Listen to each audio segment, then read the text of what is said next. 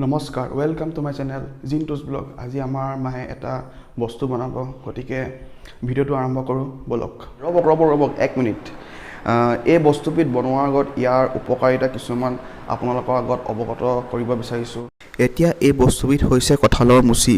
কঁঠালৰ মুচি কিছুমান উপকাৰিতা হৈছে: 1 নম্বৰ, কঁঠালৰ মুচি ডায়েবেটিছ ৰোগৰ বাবে অতি উত্তম মহৌষধ। ইয়াৰ গ্লাইচেমিক ইণ্ডেক্স কম হোৱাৰ বাবে ই শৰীৰত শৰ্কৰা অতিৰিক্ত বোজা সৃষ্টি নকৰে, যাৰ বাবে ডায়েবেটিছ ৰোগ নিয়ন্ত্ৰণত থাকে।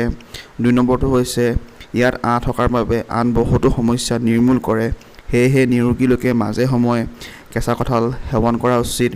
3 নম্বৰটো হৈছে কঁঠালৰ মুচিয়ে মেদবহুলতাৰ সমস্যা নিৰাময় কৰে। ইয়াত থকা কেলৰীৰ পৰিমাণ ভাত বা ৰুটিতকৈ যথেষ্ট কম, সেয়েহে কঁঠালৰ ব্যঞ্জন খালে সোনকালে পেট ভৰি যায়। 4 নম্বৰটো হৈছে গৱেষণামূলক অধ্যয়নৰ পৰা দেখা গৈছে যে কেঁচা কঁঠালৰ সেৱনে কলন কেঞ্চাৰ প্ৰতিৰোধ কৰে। 5 নম্বৰটো হৈছে তাৰোপৰি আইৰণ থকাৰ বাবে ৰক্তহীনতা দূৰ কৰে। আঁহ, এণ্টিঅক্সিডেণ্ট, পটাছিয়াম আদি খনিজ থকাৰ বাবে হাৰ্টৰ বিভিন্ন ৰোগ প্ৰতিৰোধ কৰে। এইটো হৈছে কঁঠালৰ মুচি, এইটো হৈছে শুকান জলকীয়া আৰু তেজপাত, এইটো হৈছে পিঁয়াজ, নহৰু আৰু আদা, এইটো হৈছে ফাৰ্ষ্টফুৰণ আৰু এইটো হৈছে আলু। এতিয়া আদা, নহৰু, ৰচুন পিচি লোৱা হৈছে।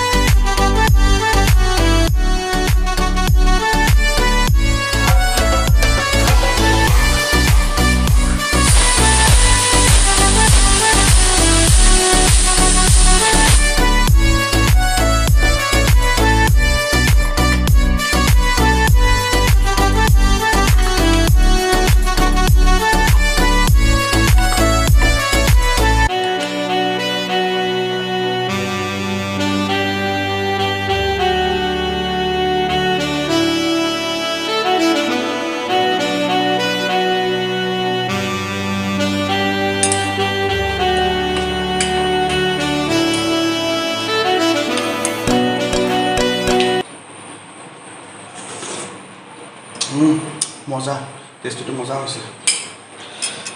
ফাইনেলি কঁঠালৰ মুচি হৈ গ'ল, এতিয়া খাব লাগে। এইটো কঁঠালৰ মুচি।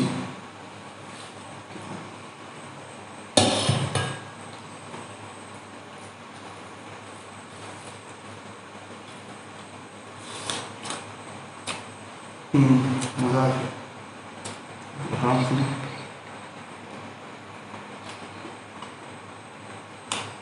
মজা মজা। যদি এতিয়া ভিডিঅ'টো চাই ভাল পায় লাইক কৰি দিব, কমেণ্ট কৰি দিব, আৰু মোৰ চেনেললৈ যদি নতুনকৈ আহিছে ছাবস্ক্ৰাইব কৰি দিব। ধন্যবাদ। জয় অসম।